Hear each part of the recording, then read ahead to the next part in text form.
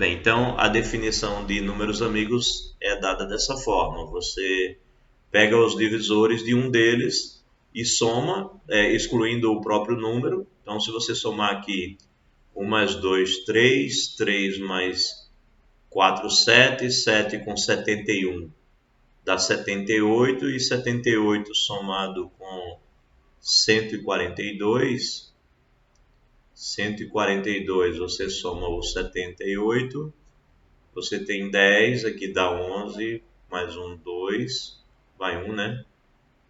12, então 220.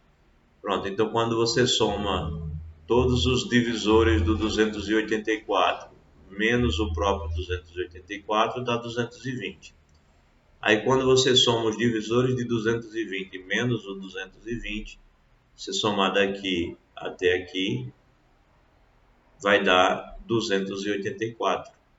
Então a soma dos divisores de 220 menos o próprio 220 é 284. E a soma dos divisores de 284 menos o próprio 284 é 220. Por isso eles são ditos números amigos. E um número é dito perfeito quando ele é amigo dele mesmo. Tá certo? Ou seja, a soma dos divisores dele menos ele próprio dá ele mesmo. Ou seja, por exemplo aqui, 1 mais 2, 3, 3 mais 3, 6. Né? Ou seja, a soma dos divisores tirando 6 dá 6.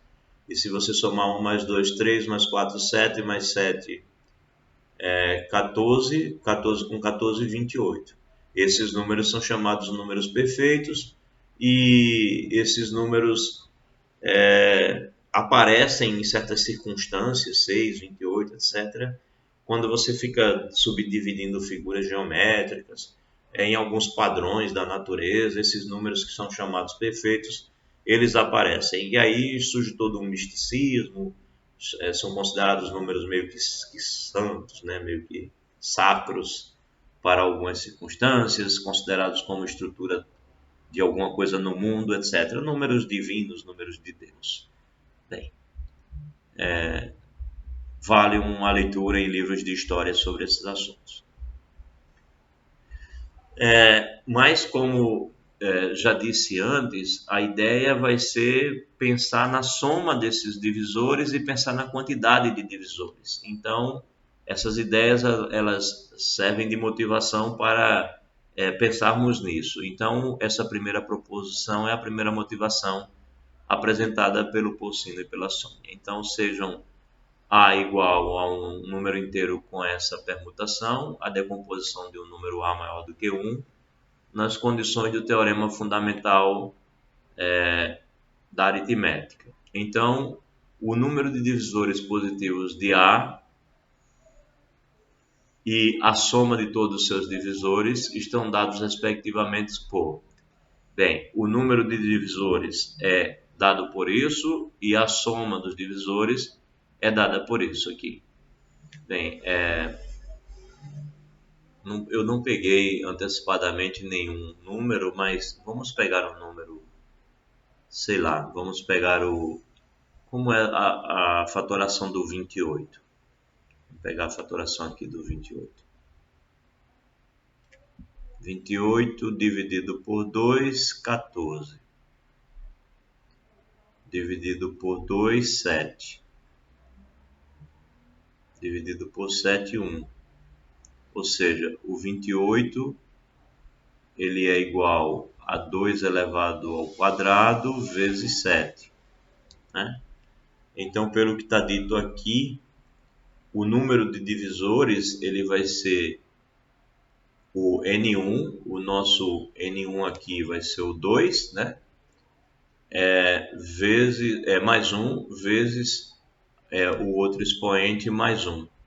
Ou seja, ele está me dizendo que o número de divisores do 28, N de 28, vai ser igual, o N do 28 ele vai ser igual a 2 mais 1 e 1 mais 1, né?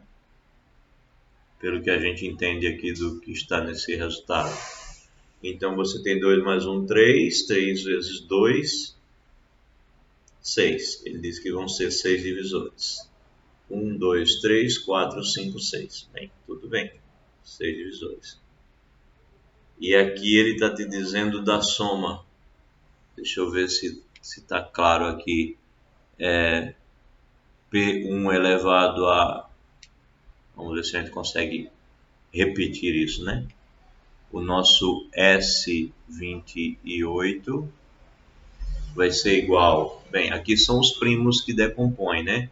Então, um primo vai ser o 2, o outro primo vai ser o 7. Então, 2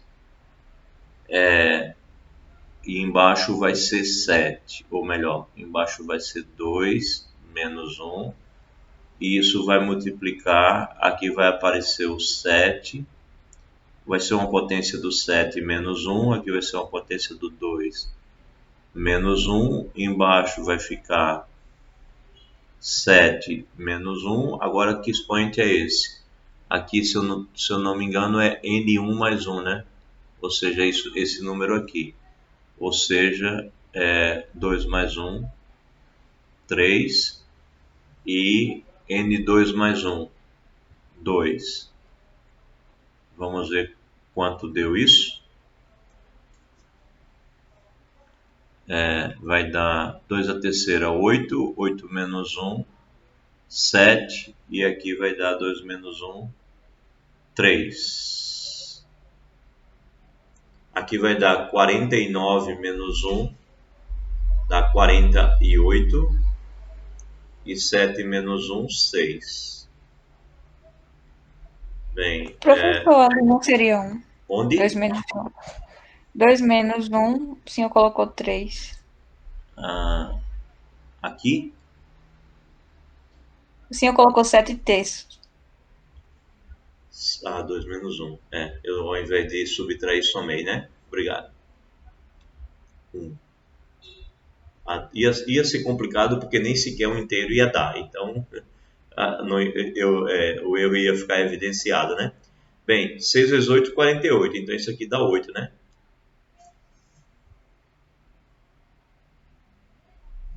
Tá certo isso?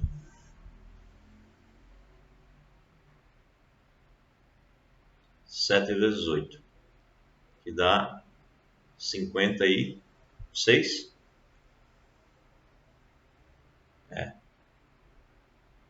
56. Pronto. Então ele está me dizendo que a soma dá 56.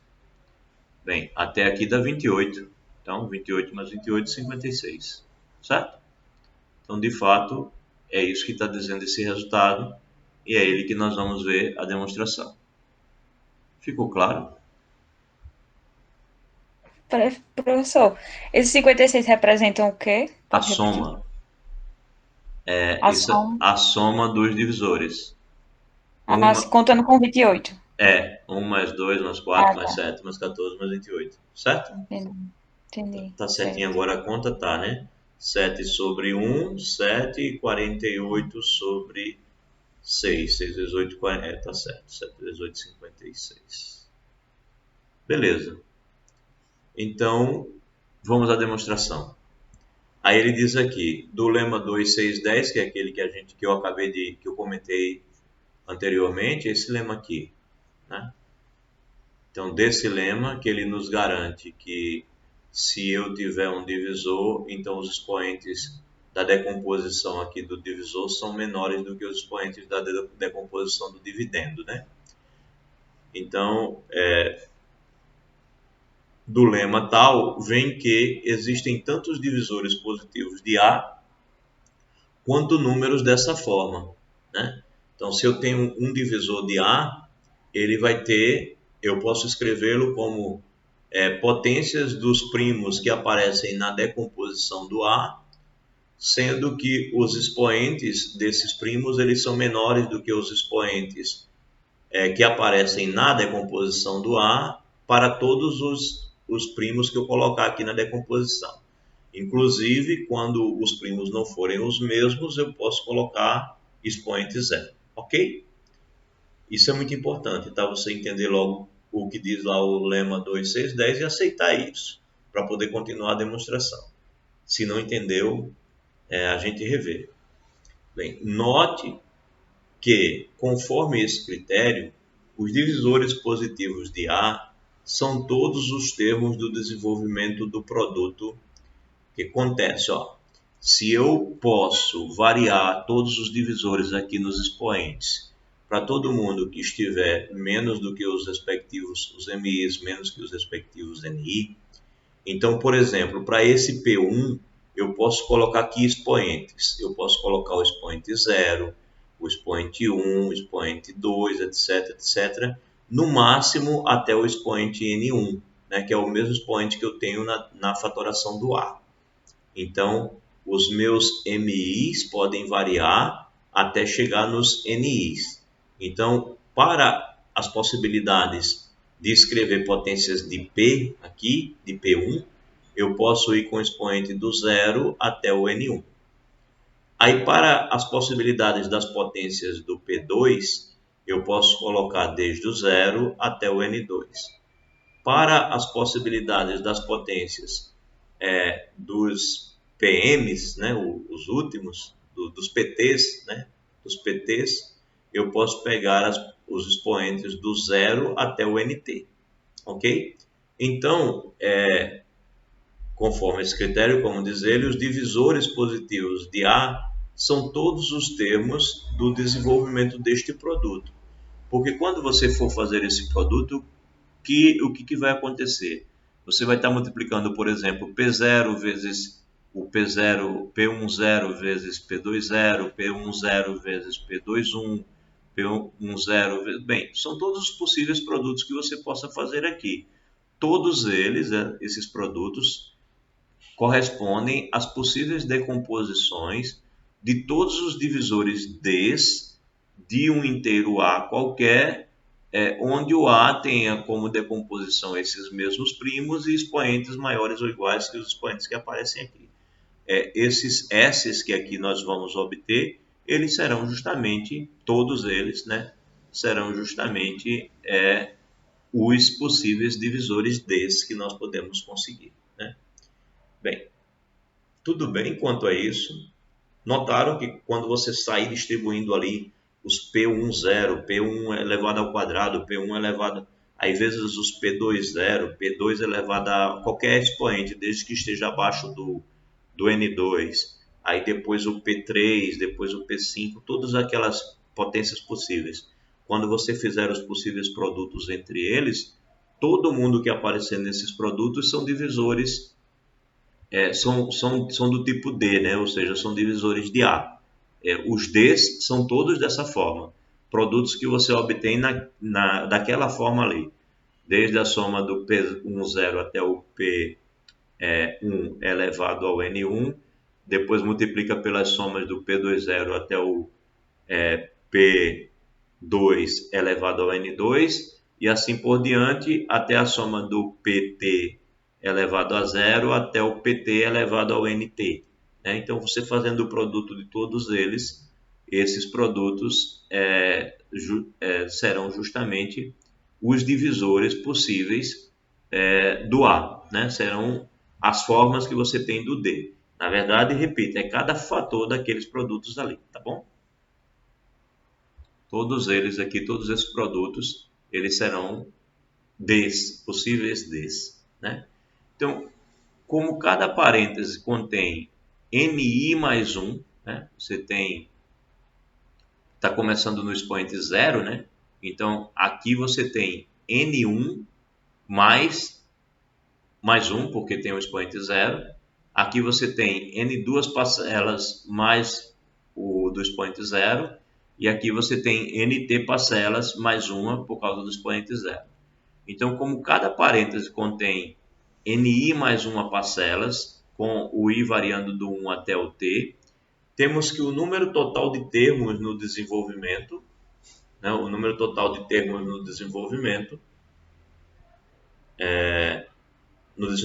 né, bem, aqui você tem N1 mais 1, aqui você tem N2 mais 1, etc., até NT mais 1. Então, o número total nesse desenvolvimento é esse produto, né? Assim você tem já essa primeira parte, né? O NA é isso aqui, né? Vai ser esse produto, que é a quantidade de possíveis divisores. Ainda uma vez desenvolvido o número S acima, ele é a soma de todos os divisores, né? Porque se os produtos, né, que você fizer aqui são os divisores e você vai somar os produtos, então a soma que você vai obter aqui vai ser a soma dos divisores. Então, o número S acima é a soma de todos os divisores de A. Isso é, o S, na verdade, é o nosso S de A. É o nosso S de A que a gente quer demonstrar que ele é assim. Aí a gente vai e usa a fórmula que dá a soma dos termos de uma progressão geométrica, isso em cada uma dessas parcelas, tá certo? Em cada uma dessas parcelas. Porque olhe que isso daqui é P1 elevado a zero, isso daqui é P1 vezes P1 elevado a zero, aí o outro vai ser P1 vezes P1 elevado a 1, depois o outro P1 vezes P1 elevado a 2 e assim por diante. Ou seja, isso daqui são as somas dos termos de uma PG, né, de razão 1, de razão P1. Isso daqui são as somas dos termos de uma PG de razão P2, onde o primeiro elemento é o 1, porque o P2 está elevado a zero. Aqui também o primeiro elemento é o 1 e assim por diante. Todos eles começam no 1 e as razões são os respectivos primos. Então a razão dessa PG é o P1, dessa é o P2, dessa daqui é o PT. Então a gente precisa lembrar como é que faz a soma dos termos de uma PG finita. Ele diz que está lá no exercício 5 da seção do capítulo 1, a seção 1.3. E é verdade, está lá mesmo. Era uma questão possivelmente de indução matemática, para você provar a fórmula da soma dos termos de uma PG finita. E aí ele lembra lá que a soma ela é a razão, né? A razão é elevada a esse último expoente aqui, mais 1, menos 1 dividido pela própria razão menos 1, tá certo? Então, essa é a fórmula que aparece lá nesse exercício. É a fórmula da soma dos termos de uma PG finita. Então, o que você tem? Você tem que cada parcela dessa ela é dada por essa soma. A soma dos termos de uma PG finita com essa respectiva razão, né, e com esses respectivos expoentes aí. Logo, o que você conclui? Que esse nosso SA, ele é o produto dessas somas de termos de PG finita. E é exatamente o que aparece aqui, tá certo? Então, isso que a gente usou aqui para determinar a quantidade, a soma dos divisores do 28, e isso que a gente usou aqui para calcular a quantidade de divisores, são demonstrados, esses dois fatos são demonstrados dessa maneira, de forma generalizada, né? Não especificamente para um número ou outro. Ok? É um resultado usado lá no ensino básico e a demonstração está aí formalizada, tá bom? Passa pela demonstração da soma dos termos de uma PG finita para você demonstrar. Você pode inclusive reescrever essa demonstração alguma vez para poder pensá-la melhor e até para adaptar talvez para alguma explicação do ensino básico. Eu acho que é possível fazer, nunca tentei. Bem, aí por fim, distribuição dos primos, distribuição dos números primos. A distribuição dos números primos é uma discussão antiquíssima, né? Porque os números primos eles são muito estranhos. Eles tem hora que eles estão pertinho, de repente é uma distância danada entre um e outro. Aí você começa a achar que eles vão ficar cada vez mais distantes, né? Que a distância entre eles vai ficar aumentando. Aí de repente aparece dois juntinhos de novo. Aí depois passa um monte de números, milhares de casas decimais, eles bem distantes um do outro. Aí de repente aparece 2 juntinho novamente.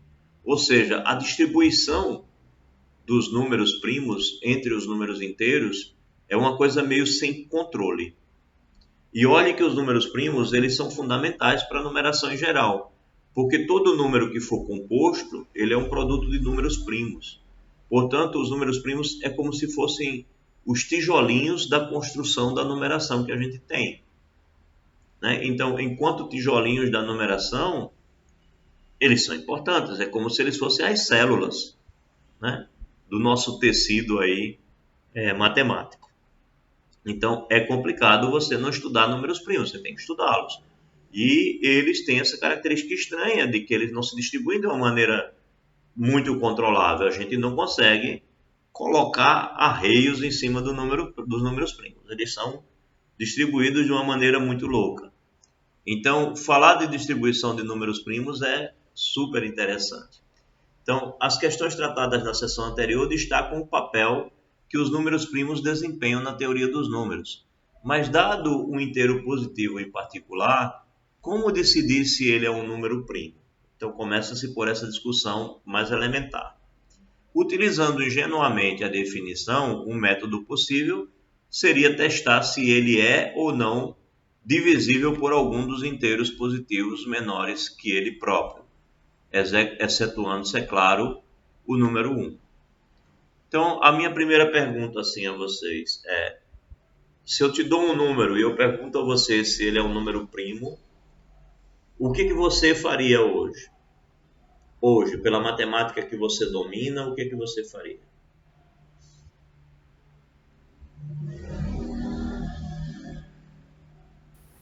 Eu tentaria encontrar um divisor menor do que ele, maior do que 1. Tá. E aí você então ia testar todos os divisores possíveis que tivessem... Testaria até encontrar um que dividisse.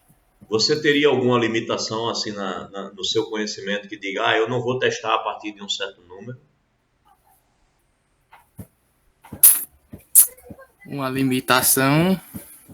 Ou você testaria a princípio todos mesmo?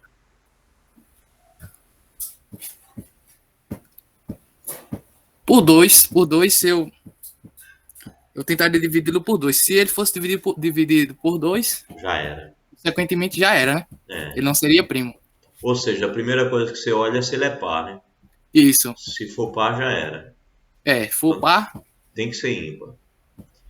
Isso. Mas aí esse resultado que a gente vai ver agora, olha, ele nos dá uma informação valiosíssima, que eu não lembro de ter aprendido no ensino fundamental, mas que eu acho que tem que ser dito lá desde o ensino fundamental. Olha só que resultado simples, eu espero que vocês já conheçam, mas se não conhecerem, olha que legal. Como ele diz, utilizando ingenuamente a definição, a gente ia testar um por um, como você acabou de dizer. Agora, com que limitação? Olha que limitação legal aqui, ó. Notamos inicialmente que se D é maior do que zero, ele é um divisor próprio de um inteiro positivo A, temos que o A vai ser D vezes C, né? Se o D divide o A é porque existe um C que multiplica o D e vai dar A. Em que esse C tem que ser um número maior do que o 1, né? Ou então o D é o próprio A se o C for o 1.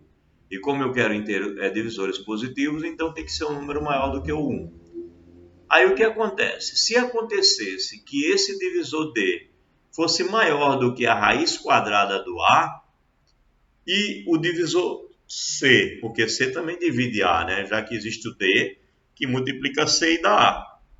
Tanto D quanto C são divisores.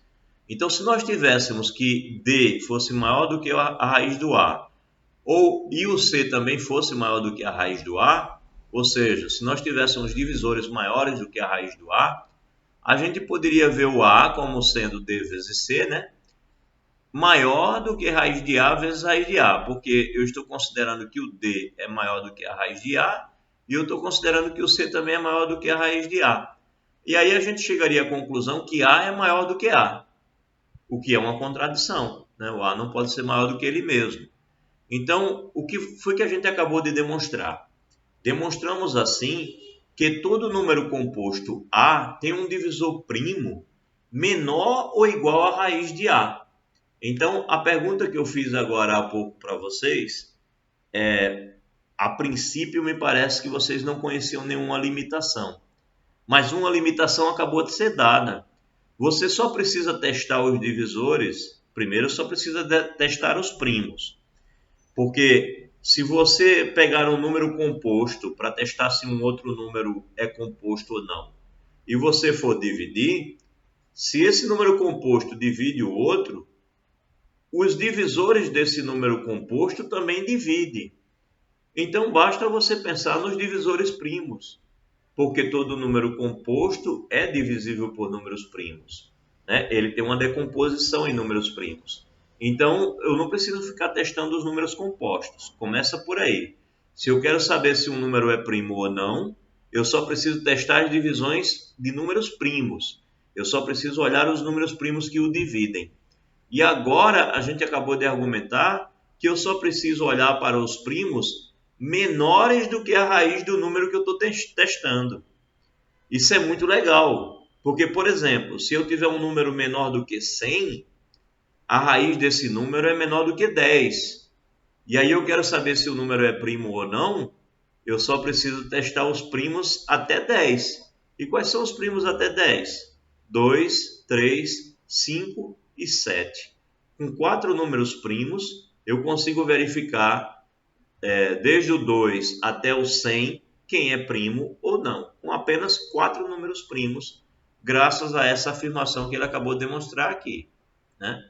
Ele acabou de dizer que se D é um divisor de A, acabou de dizer que, demonstramos assim que todo número composto A tem um divisor primo menor ou igual do que a raiz de A.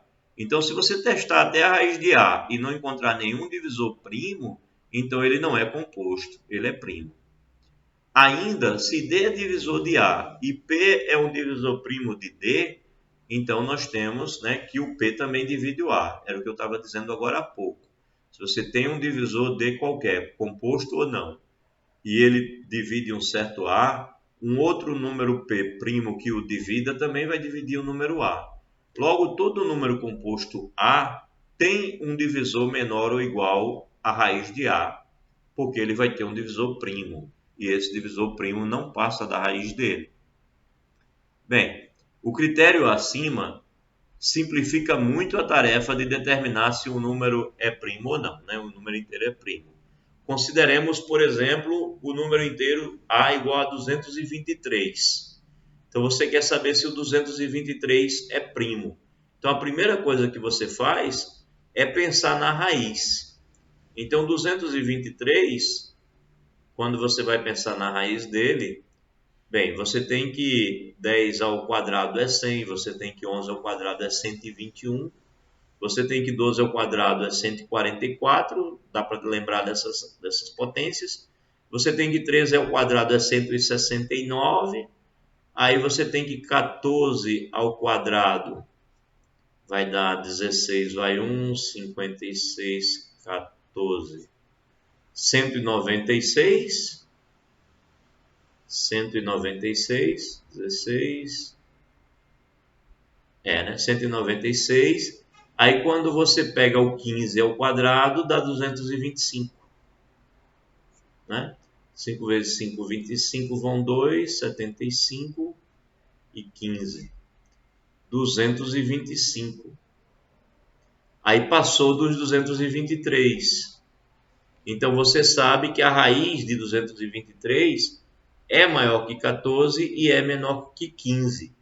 Então você só precisa testar os primos menores que 14. Aí quais são os primos menores que 14? O 2, o 3, o 5, o 7, o 11 e o 13.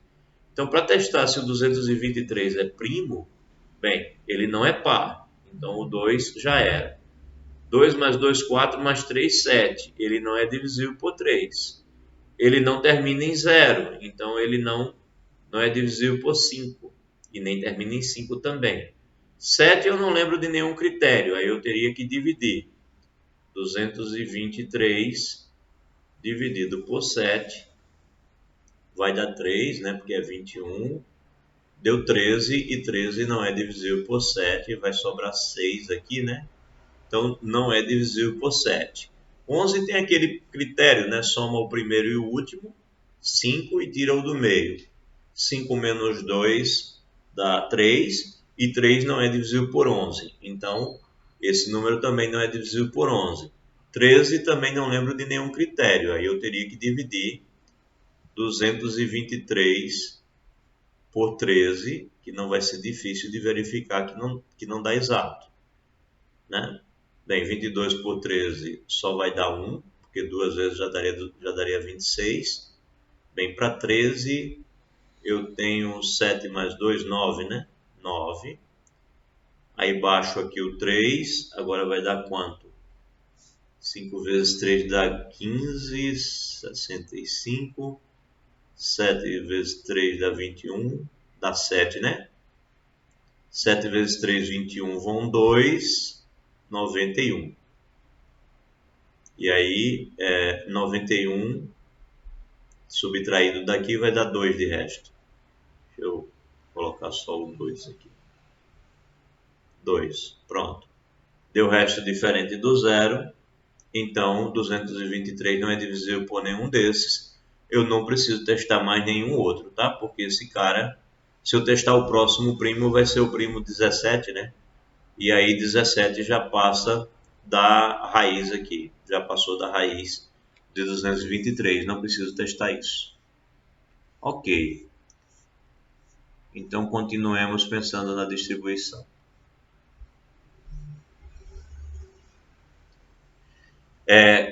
Entre 276 e 194 a.C., um cidadão chamado Eratóstenes, ele criou um método que é conhecido hoje em dia como o crivo de Eratóstenes, que era para identificar números primos. Aqui está exemplificado o crivo de Eratóstenes para o caso dos primos até 100. A ideia do Eratóstenes era, ele escrevia os números até onde ele queria identificar os primos, e ele saía eliminando os múltiplos dos primos. Então, por exemplo, 1 não vale, né? Então, 2, quais são os múltiplos de 2? 1 não é primo, então 1 pode ser até cortado logo aqui. 1 não é primo. Aí o 2, ele sai cortando todos os múltiplos do 2. Ele sabe que 2 é primo, então ele corta todos os pares na hora em que ele pega todos os múltiplos de 2. Depois ele corta todos os múltiplos de 3. Depois todos os múltiplos de 5. Depois todos os múltiplos de 7. E aí quando ele faz isso, acabou. Por quê? Os que sobraram são todos primos. Por quê? Porque não são divisíveis por nenhum outro primo menor que eles. E porque no 7 já acabou, não preciso ir à frente? Porque a raiz do 100 é 10. O maior primo que eu tenho menor do que o 10 é o 7. O próximo primo é o 11, eu não preciso testar múltiplos de 11. Os múltiplos de 11 já foram eliminados, né? Porque bastou ir até o 7. Então esse crivo de Eratóstenes é uma maneira interessante de você escrever os primos. Para até 100 dá para fazer tranquilo aqui na mão, sem problema nenhum, né? Ele só precisou fazer o 2, 3, 5 e 7, porque são os primos menores do que a raiz de 100. Uma questão que se apresenta naturalmente é saber se o conjunto dos primos é finito ou se, pelo contrário, a sequência dos primos é infinita.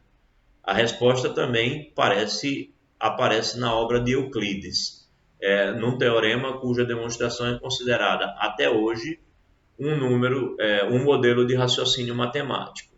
Ele bota uma estrelinha e no rodapé do livro eles dão lá qual é o maior número primo encontrado até então. Eu não coloquei aqui porque provavelmente o número primo que está no nosso livro texto já foi superado.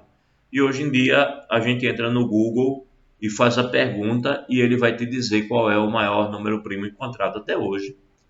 Certamente existem sites que ficam registrando isso. Então você entra lá no Google e você pode procurar saber qual o maior número primo encontrado até hoje. E é claro que isso não é mais feito na mão.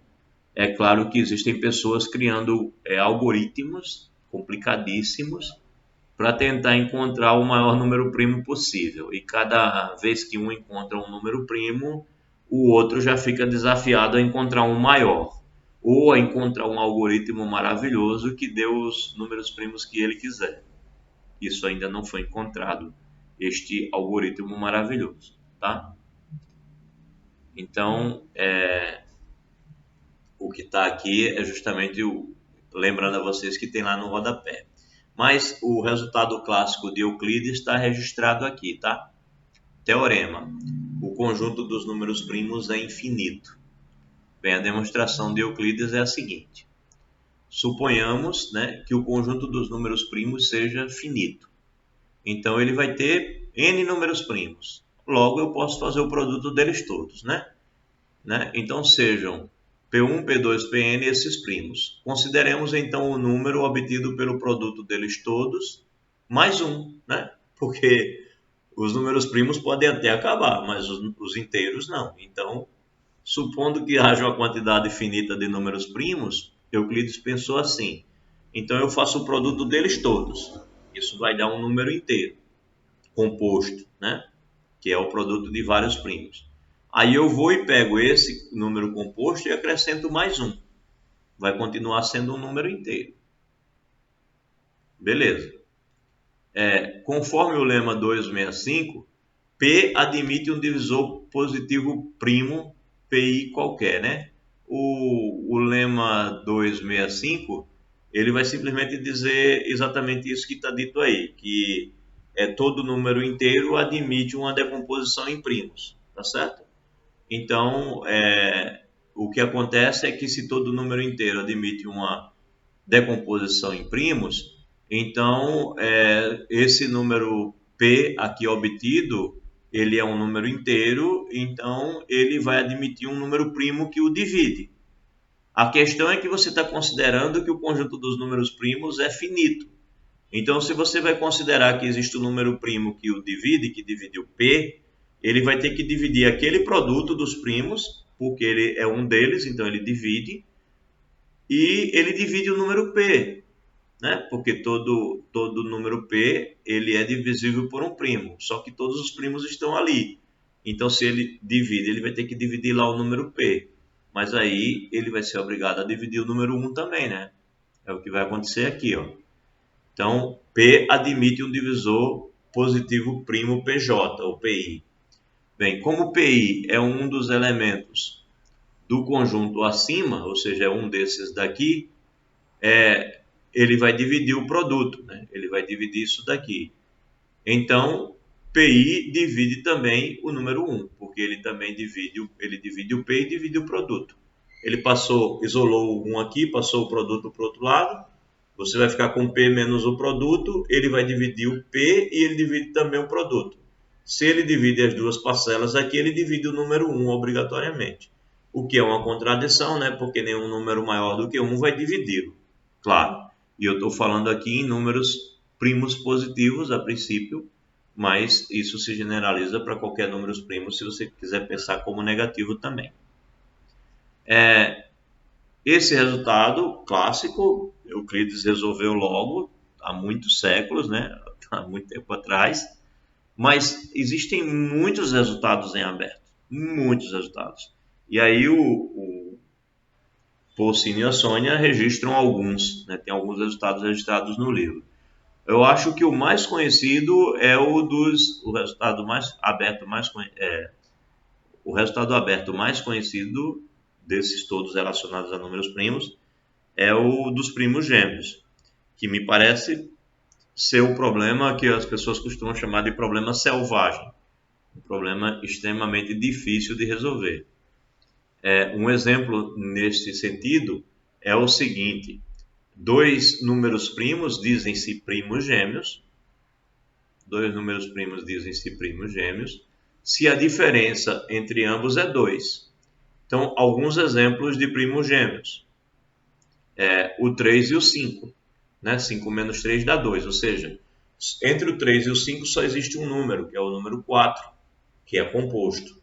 Aí entre o 5 e o 7 tem o 6, que é composto. Entre o 11 e o 13 tem o 12, que é composto. Entre o 17 e o 19 tem o 18, que é composto. Aí veja que há um pulo já, né? Do 19 você já pula para o 29. Entre o 29 e o 31 você tem o 30, que é composto. E aí já tem que pular entre o 41 e o 43 tem o 42.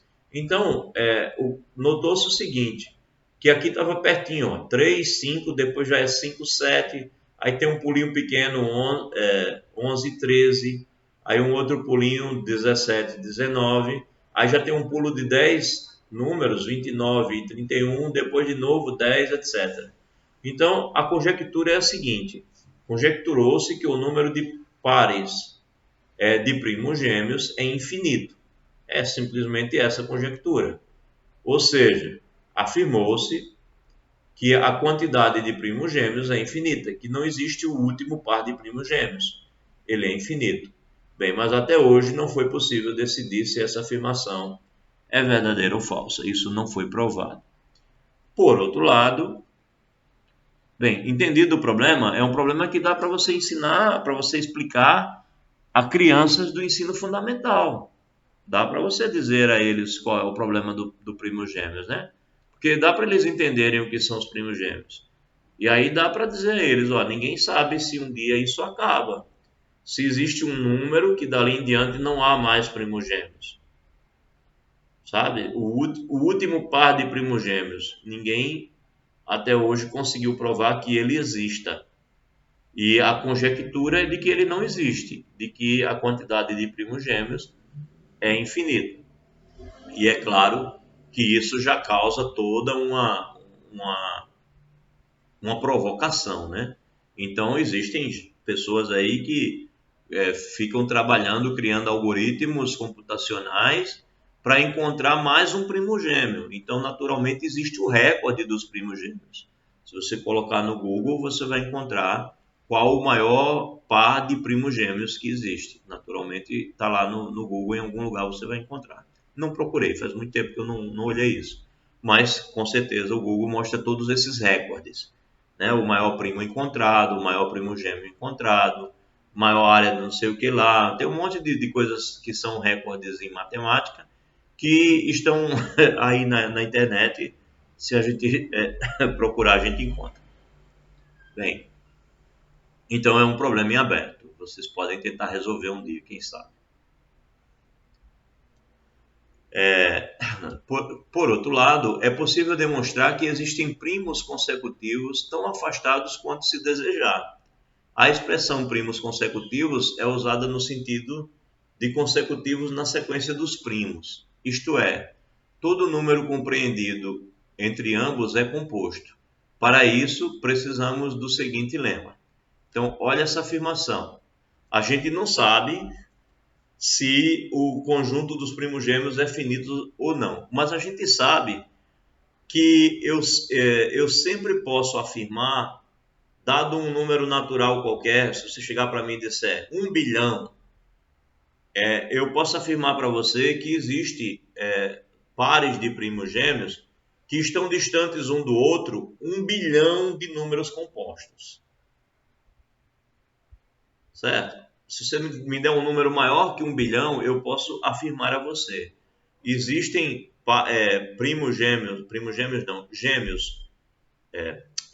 primos que estão distantes um do outro mais de 1 milhão, mais de 1 bilhão de números naturais. Ou seja, a distância que você quiser entre dois primos existe. Existe. Nem isso garante se é finito ou infinito o conjunto dos pares de primos gêmeos, tá certo? Vocês entenderam? Se você chegar para mim e me der um número, por mais que ele seja grande, um número inteiro muito grande, um número inteiro positivo muito grande, eu posso dizer a você, existem primos que estão a uma distância ainda maior do que essa que você me deu. Tá? Não é que eu vou apresentar a você os primos, mas eu posso afirmar que existe essa distância. E é isso que a demonstração vai mostrar. Então, lema.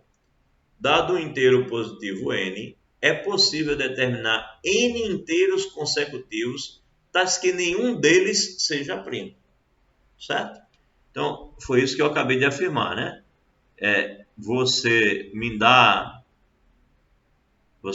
um número n, e essa quantidade n que você me der, eu consigo dizer a você que dá para escrever n números, por grande que seja esse número n, dá para escrever n números, sem que nenhum deles seja primo. Então, por isso que eu posso afirmar a você que, dado um número n, vai existir primos, né, que estarão a uma distância um do outro maior do que qualquer n que você me der. É isso que está dizendo este lema. E aí vem a demonstração. A demonstração é bem articulada, não bem é uma criação muito é bem criativa, vamos dizer assim. A demonstração é bem criativa, é bem engenhosa, talvez fosse bem a palavra. Ele diz o seguinte: dado n, consideremos a seguinte sequência. Então, você me dá um n, aí eu construo a seguinte sequência. Eu pego o n mais 1 fatorial. Então, lembre-se o que é n mais 1 fatorial, né? Vai ser n mais 1 vezes n menos 1 vezes n menos 2, etc. Até vezes 3, vezes 2, vezes 1, até chegar no 1. Então, n mais 1 fatorial é esse produto. Aí depois eu pego e somo 2 a esse n mais 1 fatorial. É um número inteiro, né? N mais 1 fatorial. Aí eu vou e somo 2. Depois eu pego n mais 1 fatorial e somo 3. Depois eu pego n mais 1 fatorial e somo 4. E assim por diante. Até quando eu chegar em n mais 1 fatorial somando n mais 1. Né? Então o número que você me der, eu faço n mais 1 fatorial. E depois eu somo 2. Aí depois eu somo 3, somo 4, somo 5, somo 6, etc. E eu paro justamente quando eu chegar no n mais 1. Somo n mais 1. Obviamente, vamos ver se essa sequência tem n termos. Obviamente, essa sequência tem n termos e todo número da forma n mais 1 e todo número da forma n mais 1 mais m, com m maior ou igual do que 2 e menor ou igual que n mais 1. Né? Vamos ver se é n termos mesmo? Bem, ele está aqui com esse daqui já é o 2, né? Começou no 2, não começou no 1 e terminou no n mais 1. Se tivesse começado no 1 aqui, terminaria no n. Tem sentido, né? Se começou no 2 e terminou no n mais 1, tem n termos. Ok, essa sequência tem n termos.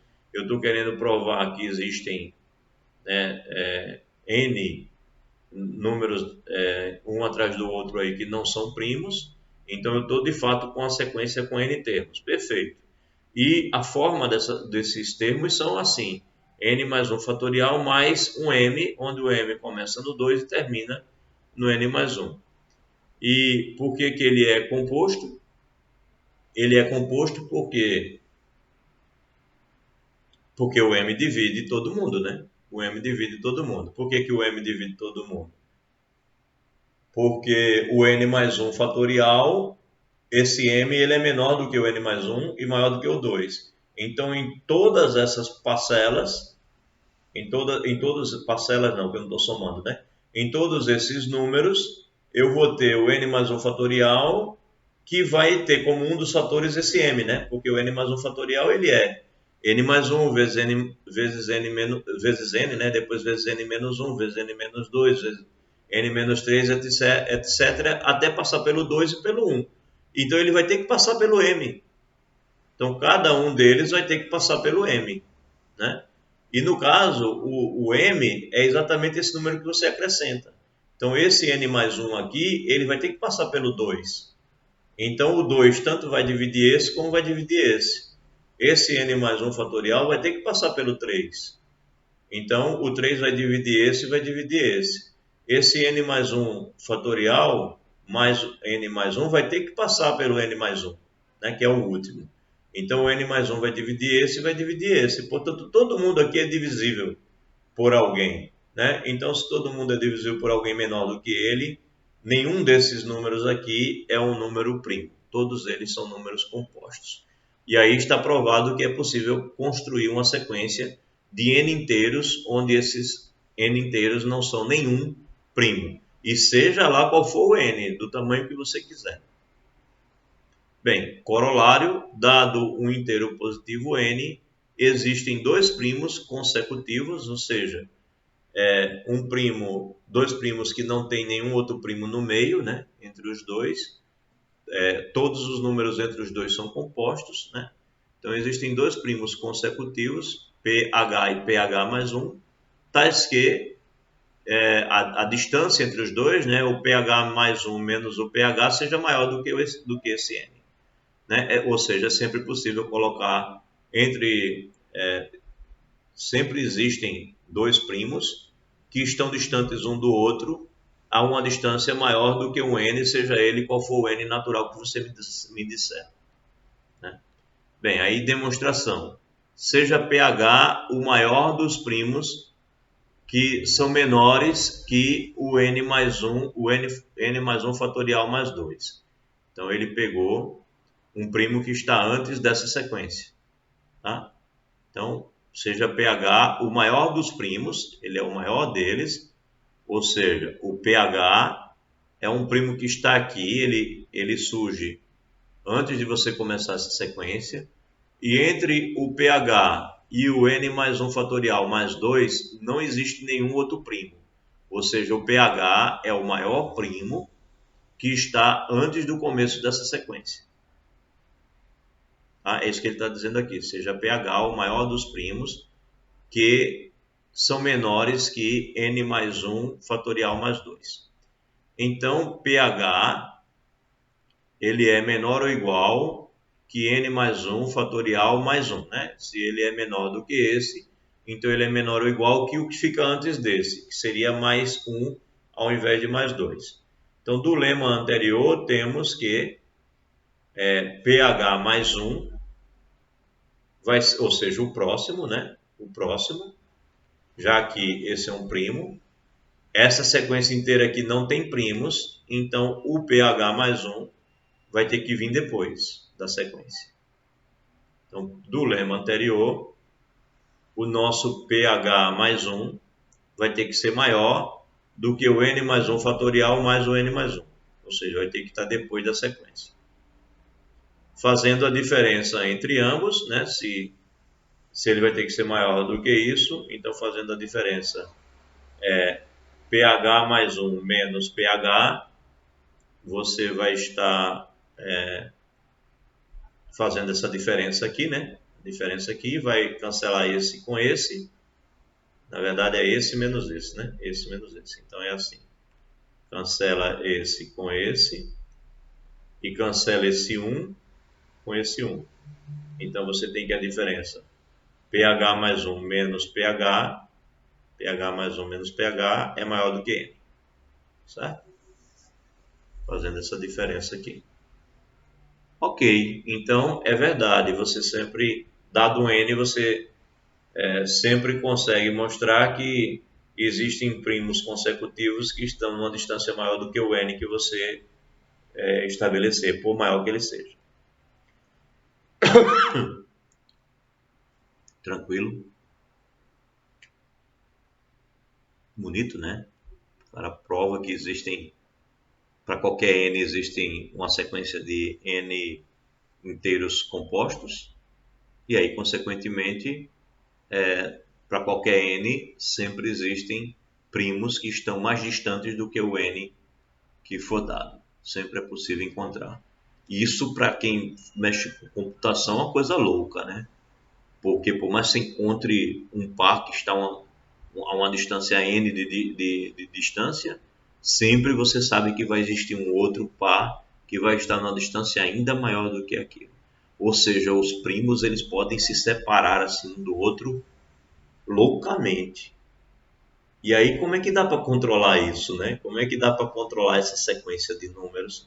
Como é que dá para botar um arreio nesse danado desse primo e segurá-lo, né? E dizer como é que é a lei de formação deles? Não dá, né? A princípio não dá. Aí por isso que fica difícil de provar coisas do tipo, será que o conjunto dos pares de primos gêmeos é finito ou não? É devido a essa forma muito aleatória da formação dos primos. Pois bem, vista a dificuldade de estudar a forma em que os primos se distribuem entre os números inteiros, uma abordagem razoável da questão é procurar funções, né, psi de n, acho que é um psi aqui, cujos valores percorrem um conjunto de primos quando n percorre os inteiros positivos. Ou seja, o sonho de consumo de todo matemático que mexe com isso é encontrar uma função que descreva todos os primos, né? Coloque em ordem. Ou seja, o f de 1 dá o primo 1, o f de 2 dá o primo 2, o f de 3 dá o primo 3. E assim por diante. Não importa qual seja a distância que eles ficarem, se eles ficam perto, se eles ficam separados, uma função que mapeie os primos. Esse é o sonho de consumo de quem trabalha com isso. Bem, acho que não vou encontrar nunca. Então, na Idade Média, acreditava-se que o polinômio f de n igual a n ao quadrado mais n mais 41 só assumia valores primos. Achava-se que se você saísse colocando qualquer número aqui no lugar do n, só dava como resposta valores primos. Essa afirmação ela é verdadeira para valores menores ou iguais a 39. Olha que legal. Então, f de 1 vai dar o quê? 1 mais 41, ou seja, 43 é primo. Aí f de 2 é primo, f de 3 é primo, f de 4 é primo. Legal, né? Esse polinômiozinho. Aí, quando você faz f de 39, dá primo. Aí, quando você faz o f do 40, dá esse número aqui, dá 41 vezes 41. Ou seja, não é primo, né? Porque é divisível por 41. Então, que não é primo. O leitor poderia se perguntar, como é possível que na Idade Média se acreditasse nessa afirmação tão boba, né? Que dava para provar facilmente. Bastava calcular o f de 40 e você já via que não era primo. Mas só que você tem que lembrar que na época não tínhamos computadores nem calculadoras. O pessoal fazia essas contas na mão. Faziam essas contas na mão. Então o cara fez f de 1, f de 2, f de 3, já eram números ruins de fazer conta. F de 5, 7, 8, 9, 10, 20, etc. Pô, dava um trabalho danado de fazer essas contas na mão. Então ninguém chegou no 40. Ninguém testou o f de 40, né? Então ninguém sabia se esse cara só dava números primos ou não. Acreditava-se que sim, né? Então, bem, o leitor poderia se perguntar como é possível que na Idade Média se acreditasse nessa afirmação quando é tão fácil mostrar que ela é falsa. Nota-se assim como é importante ter uma boa notação para explicitar os problemas. Aliás, é fácil provar que não existem polinômios nessas condições. Então, tem mais esse detalhe. Na época, eles ainda escreviam os polinômios como verdadeiros versos, né? Eram versos. Não tinha o x, o y, o z, como a gente usa como incógnita. A nossa anotação facilita muito fazer conta. Então eles faziam essas contas com dificuldade, não era uma anotação aprimorada como a nossa, além de não ter computadores ou calculadoras para fazer isso. Bem, aí ele diz o seguinte, é fácil provar que nenhum polinômio, ou seja, se você for procurar uma função para descrever os números primos, desista dos polinômios, porque nenhum polinômio vai conseguir descrever os números primos. Então ele coloca isso como proposição. Não existe nenhum polinômio, acho que ele escreveu aqui, deve ser alguma coisa do tipo f de n ou f de x, sei lá, não sei. Que seja f de n mesmo, não sei.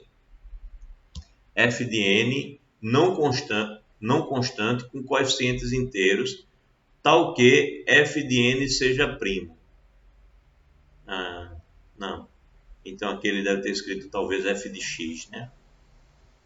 Pode ser que ele tenha escrito f de x para indicar x como uma variável e colocar o n como sendo um número específico. Então, com coeficientes inteiros, está o que? O f de n seja primo para todo inteiro positivo n que você colocar. Não tem como você descrever todos os números primos com um polinômio. É isso que ele está demonstrando aqui. Então, vamos lá. Suponhamos que o f de x é um polinômio. E ele seja tal que f de n é primo para todo n maior ou igual do que zero. Então, se eu colocar um n aqui, isso vai dar sempre um número primo. Vamos supor isso. Então, seja então P o primo que se obtém para um certo valor n0 fixo. Isto é, quando eu calculo f no n0, dá esse número primo P. Lembre-se, eu estou supondo que acontece para qualquer n que eu colocar. E aí eu peguei um fixo, já que acontece para todo mundo, peguei um n0, que dá como resposta esse número primo P. Consideremos então a expressão f de n0 mais tp. Isso é um artifício, né? Uma artimanha que naturalmente deve ter sido descoberta a partir de muitas contas. O cara fez um monte de conta e notou que essa era uma artimanha legal para demonstrar o fato que ele está tentando demonstrar agora. Então, consideremos então a expressão f de n0 mais tp. Lembre-se, o n0 é o númerozinho inteiro positivo, tal que f do n0 é o p. O t é uma letra que ele acrescentou aqui. Então, o t é arbitrário, tá? Com o t arbitrário.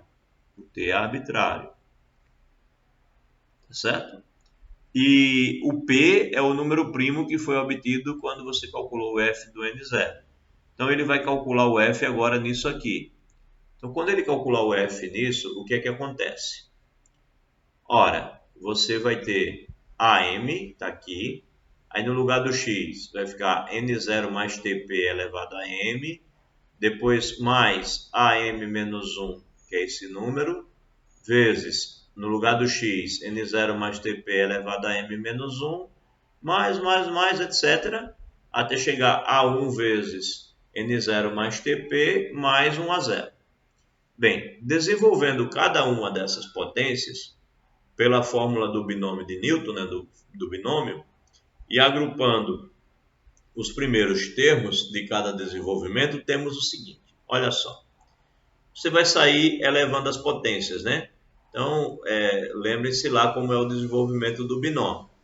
Então, você vai ter os coeficientes do binômio, e vai ser esse elevado a m, aí depois ele aparece elevado a m menos 1, depois ele aparece elevado a m menos 2, etc., até ele ficar elevado a zero. Por outro lado, você vai ter que o TP elevado a zero no primeiro não aparece, depois o TP elevado a 1, elevado a 2, etc., até o TP elevado a n. Bem, em síntese, o que acontece? Vão ter nessa soma toda e nesse desenvolvimento esses termos aqui.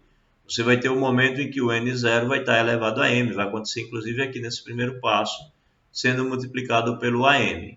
Você vai ter o momento em que o n0 vai estar elevado ao m-1, vai acontecer inclusive nesse segundo passo, sendo multiplicado por o am-1.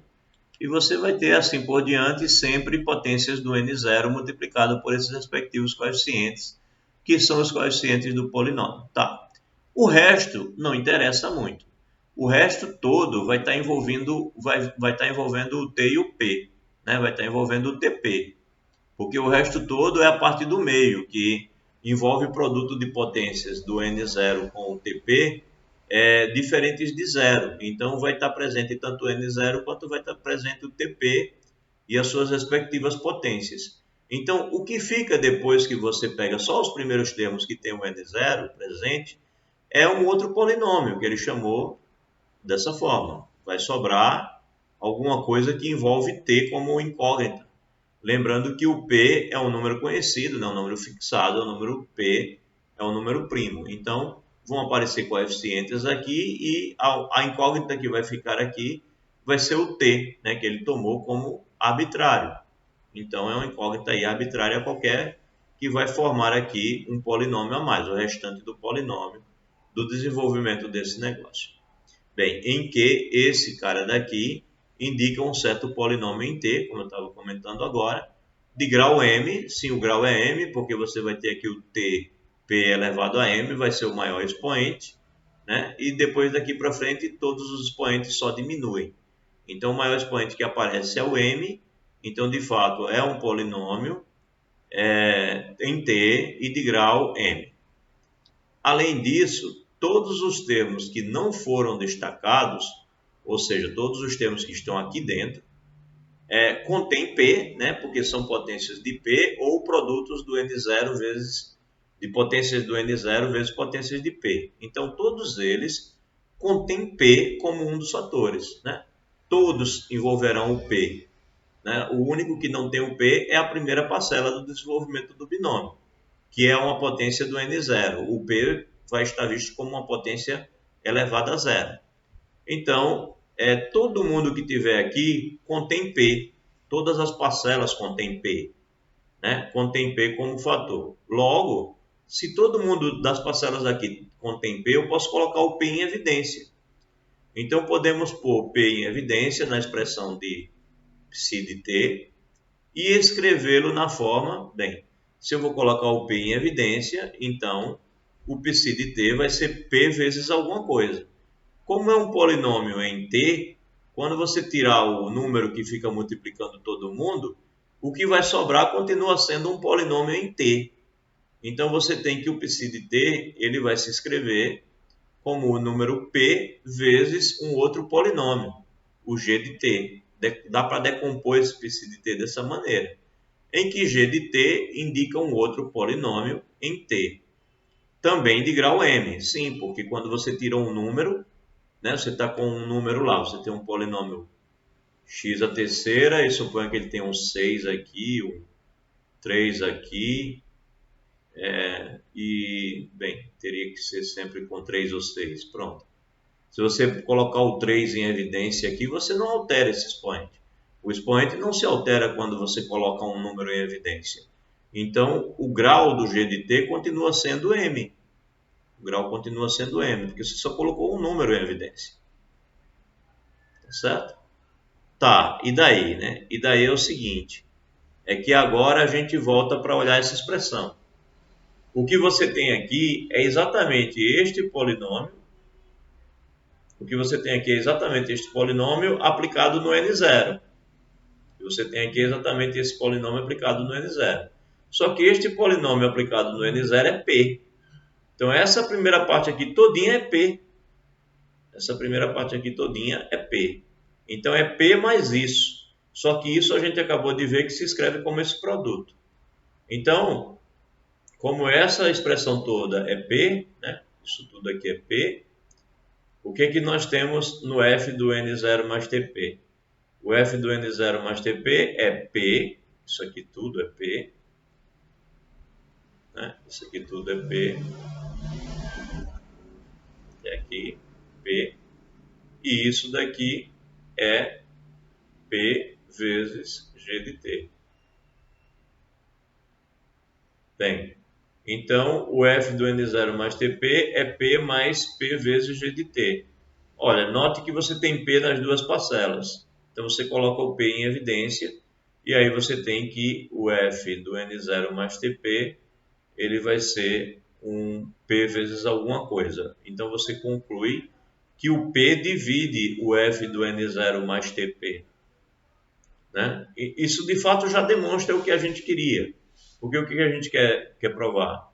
A gente quer provar que não existe um polinômio f de x tal que para todo n só dá como resposta o número primo. Então a gente supôs aqui que existisse, né? Suponha que é. Então pegamos um primo só que a gente pegou. Aí a gente foi e fez isso com ele, somou o n0 mais o t vezes o próprio primo e foi fazer a conta. Aí acabou descobrindo um cara que é múltiplo de p, ou seja, que não é um número primo. Então, se você pegar qualquer primo e você calcular no n0, onde o n0, o f de n0 é ele, e somar a isso um t vezes p, você encontra um número, você encontra um argumento para aqui, para esse polinômio, que é um múltiplo de p. Então, o p divide isso.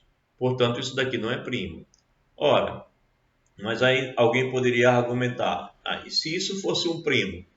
Se isso fosse um primo, né, se f de n0 mais tp é primo, nós temos que esse primo tem que ser o próprio p, né? Ou menos o p, já que o p divide isso, né? O p divide isso, então se ele for um primo, ele tem que ser o próprio p ou menos o p, né? Então o f do n0 mais tp, ou ele é o p ou ele é menos o p, donde 1 mais g de t, que é isso aqui, né? Já que isso daqui é p, então esse número vezes p, ou ele é p ou é menos p, então esse número aqui tem que ser mais ou menos 1.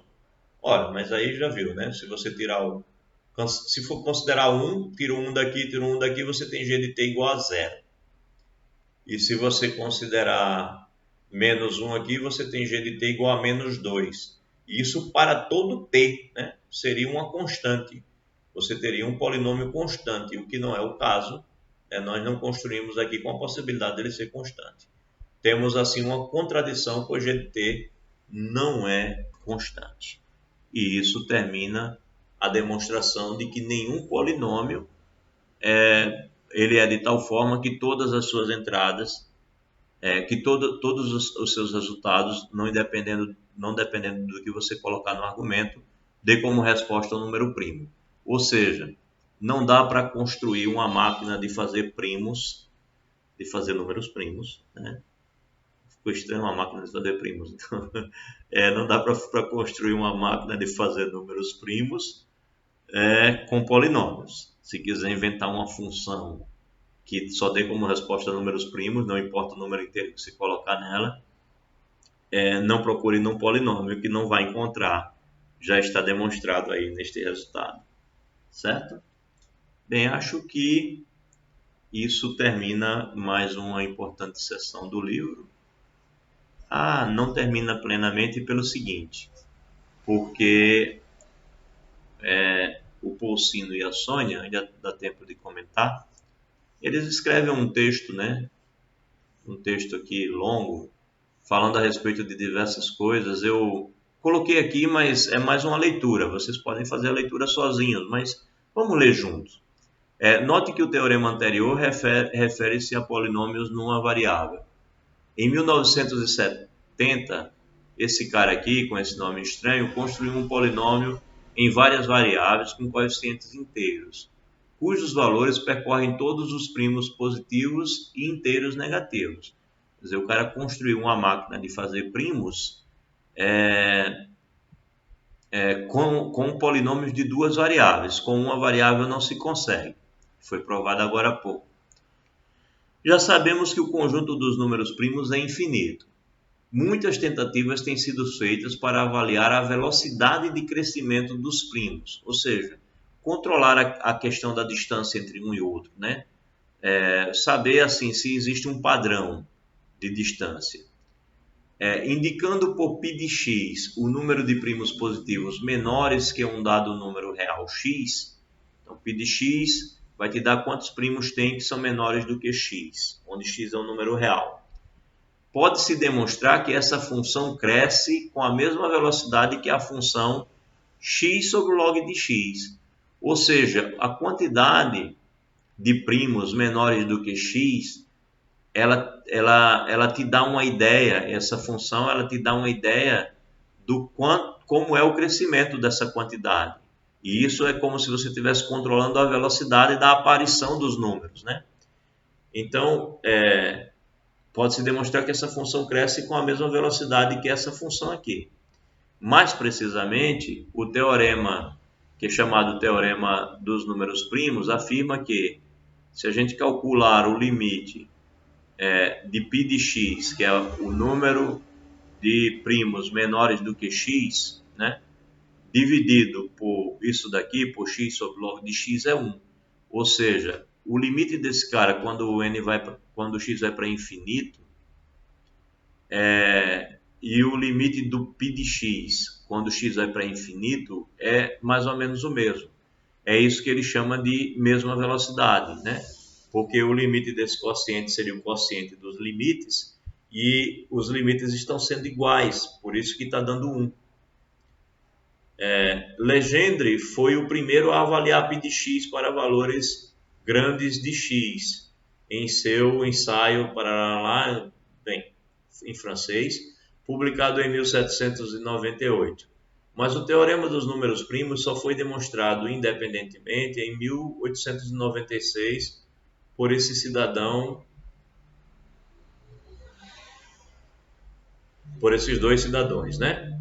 Em 1949, mais esse cidadão aqui descobriu uma prova desse teorema que não usa um método analítico, ou seja, não precisa usar limite, método de análise, o que se acreditava impossível até aquela data. Então, em 1949, achava-se que só dava para pensar nisso usando limites. Pelo seu trabalho, ele recebeu a medalha Fields em 1950. Ainda hoje permanecem sem respostas. Aí essa é uma parte que eu acho que todo matemático deve gostar de ler, pelo menos, isso daí, porque é desafiador, né? Saber que existe um monte de probleminhas tão simples, aparentemente, que estão aí em aberto. Ainda hoje permanecem sem respostas inúmeros problemas de formulação elementar em torno dos números primos. Vimos no exercício 5 de 2.6 que se 2 elevado a n menos 1 é primo, então o número 2 elevado a n menos 1 vezes 2 elevado a n menos 1 é perfeito. A demonstração desse fato se deve a Euclides. Os primeiros números perfeitos são 6, 28, 496 e 8.128. E são obtidos atribuindo a n aqui, né? Os valores 2, 3, 5 e 7. Os números primos perfeitos que se obtém fazendo n igual a 13 vezes 2 elevado a 11 menos 1 não é primo. O seguinte número perfeito, né, que se obtém fazendo isso, ele não é primo. Ou seja, se você substituir aqui o 13, né, substituir o 13, o 13, né? Mas é aqui? N igual a 13. Perdão, eu acho que está faltando uma vírgula, né? Que aqui dá 11. Deixa eu ver o que eu estou lendo aqui.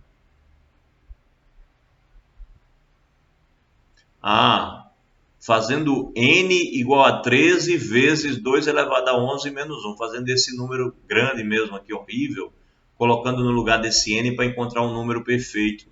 Aí você encontra que ele é perfeito, mas ele não é primo. Olha o tamanho do número, né? Aí vê o exercício 8.3 de 3.2. Bem, como já vimos no exercício tal, se 2 elevado a n menos 1 é primo, então n é primo. Logo, todos os expoentes usados devem ser primos. O problema em aberto que ele está citando aqui é esse aqui, tá? É a busca de saber quais são os perfeitos que são primos. Ou melhor,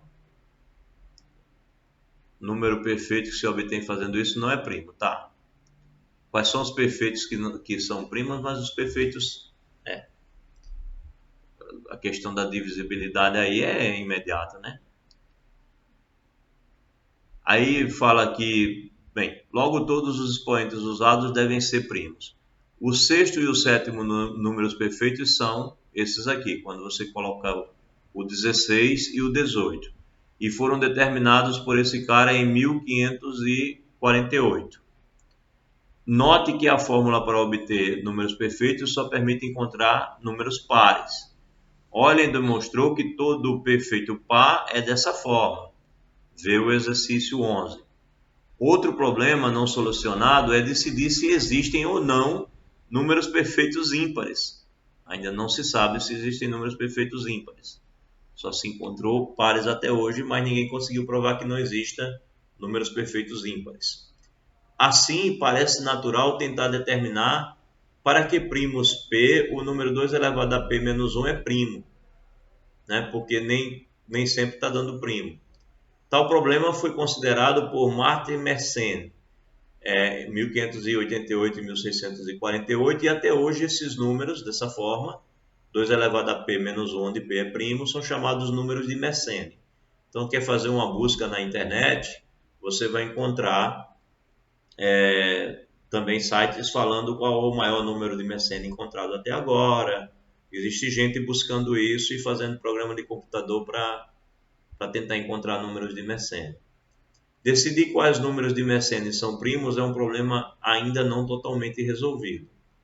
Tem-se apenas resultados em casos particulares e recentemente alguns primos de Mersenne foram obtidos através de computadores. Outro tipo de números relevantes são os da forma 2 elevado a 2 elevado a n mais 1, 2 elevado a potências de 2. Pode-se demonstrar que o polígono regular com um número primo P de lados é construtível com régua e compasso se e somente se esse número P é dessa forma, ou seja, ele pode ser escrito assim, como 2 elevado a uma potência de 2 mais 1, tá certo? Então, se o número P puder ser escrito assim, o polígono com P lados, ele é construtível com régua e compasso. Ser construtível com régua e compasso significa dizer que você vai construir o polígono só com uma régua sem medidas, só fazendo linhas, e com o compasso, tá? Só com o compasso e com a régua você consegue construir. Então, existem os procedimentos para poder construir, como é que constrói. O livro do Adilson Gonçalves tem um capítulo destinado só para falar sobre construções com régua e compasso. Dá para vocês fazerem uma leitura lá. Então, é um resultado interessante. Só os primos com essa forma que determinam polígonos que tiverem lados com a quantidade P' que tiver essa forma é que vão poder ser construídos com régua e compasso. Em 1640, Fermat mostrou que os números Fn, esses, são primos para n igual a 0, 1, 2, 3 e 4, e conjecturou que todo número dessa forma é primo. Por causa disso, esses números são conhecidos como números de Fermat. Em 1739, Euler demonstrou que F5 é divisível por 641. Veja, Fermat foi até o 4. Aí disse, todos são. Tá vendo como era complicado fazer conta sem anotação legal e sem uma calculadora? Porque o Euler, mais tarde, não tão mais tarde, já mostrou só no 5, F5, que já era um número divisível por 641. O que prova que essa conjectura é falsa, a conjectura de Fermat. Por isso que as coisas que Fermat dizia, muita gente ficou desconfiada. Ver o exemplo 328. Ainda não se conhece nenhum outro primo de Fermat, além dos 5 primeiros. Também não se sabe se o número de primos de Fermat é ou não infinito. Ou seja, só se conhece primos até agora esses 4, ou melhor, esses 5. Não se achou nenhum outro primo, mas também não se garante que não haja. E não se garante se é finito ou não. Está em aberto. Outro problema de enunciado elementar envolvendo primos, e que é conhecido, famoso pra caramba, tem até, acho que tem um prêmio de $100 mil para quem resolver, se eu não me engano foi isso que eu ouvi a última vez, $100 mil, talvez tenha aumentado, vocês podem olhar na internet também, é a tal da conjectura de Goldbach, A conjectura de Goldbach em 1742, essa é uma graça, essa dá para você dizer para o menino lá do 6º ano. Dá para você mostrar para o menino do 6º ano e deixar o coitado doidinho, Porque é verdade, você toda vez que procura um a mais é verdade, e ele ficar sabendo que ninguém nunca conseguiu provar que acontece sempre, deve dar uma agonia intelectual interessante para quem tiver agonias intelectuais, Então, outro problema é o seguinte, o que diz a conjectura de Goldbach. Vem numa carta dirigida a Euler, na qual conjectura que todo inteiro positivo par é soma de 2 números positivos que são primos ou iguais a 1. ou seja, todo número par que você pegar, você consegue escrever como uma soma de inteiros que são primos ou são iguais a 1. Então, com pelo menos uma soma, ele não disse que a soma era única. Então, por exemplo, o 2 se escreve como 1 mais 1. O 4 se escreve como 2 mais 2, que é uma soma de primos. E também se escreve como 1 mais 3, que é o 1 mais um número primo. O 6 é 3 mais 3 ou 1 mais 5. O 8 é 3 mais 5 ou 1 mais 7. Ó, vê que o 10 já não dá para falar de 1 mais 9, né? Porque 9 não é primo. Mas o 10 é 3 mais 7, ou então 5 mais 5. Dá para se escrever sempre como uma soma de dois primos. A validade da conjectura de Goldbach já foi verificada para todo número par menor que 100.000. Porém, em toda a sua generalidade, continua a ser mais um desafio aos senhores matemáticos que aí estão. Sintam-se à vontade e tentem demonstrar a conjectura de Goldbach. E quando ganharem um prêmio,